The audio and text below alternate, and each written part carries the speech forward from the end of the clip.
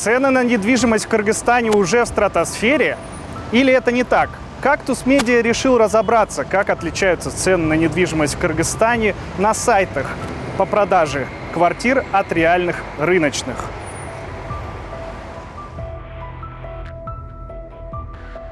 Цены действительно на досках по продаже недвижимости сильно выше. Я изучала этот вопрос. И цены на недвижимость, в первую очередь, то, что на досках, формирует, как я уже и говорила, это мнение толпы. От 10 до 20% от рыночной стоимости, если сравнивать именно с досками. Потому что цену понижают при торгах. То есть, чтобы продать недвижимость, люди смотрят какое-то определенное количество объектов. И чтобы его купить, такое же количество смотрят. Вот, то есть пришло 10 человек сказало, что цена должна быть дешевле.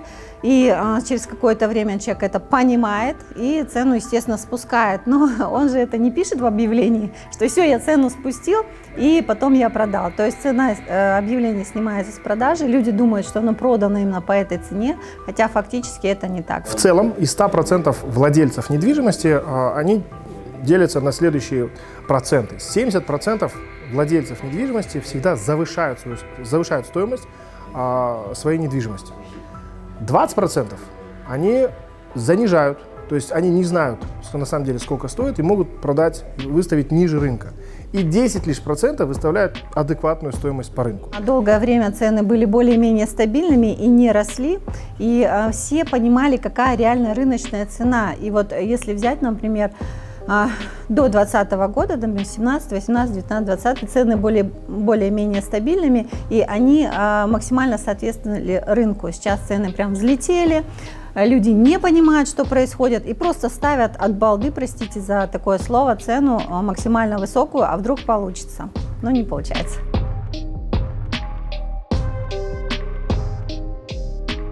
Застой на рынке недвижимости уже много месяцев. Сейчас продается не более 3000 объектов недвижимости за месяц. Если взять несколько лет назад, там до 6000 было. Но последние месяцы, вот именно когда цены вот так вот максимально взлетели, потому что у нас 80% клиентов, они продают свою недвижимость и покупают другую. И не понимая, что происходит, за сколько я смогу продать, за сколько я смогу купить, многие люди просто откладывают вот это вот действие до лучших времен или когда станет все понятно. И именно поэтому сейчас покупателей меньше, хотя спрос не уменьшился вообще никак.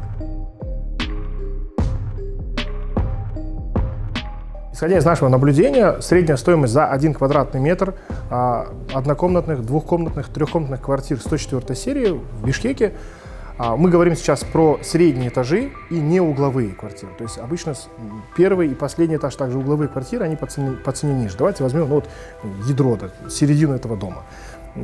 Однушки, двушки, однокомнатные, двухкомнатные квартиры, средняя стоимость $1350 за квадратный метр, с учетом того, что квартира с ремонтом и с мебелью, с техникой. Трехкомнатная квартира, средняя наблюдаемая стоимость за квадратный метр $1150 за квадратный метр, также в зависимости от состояния квартиры.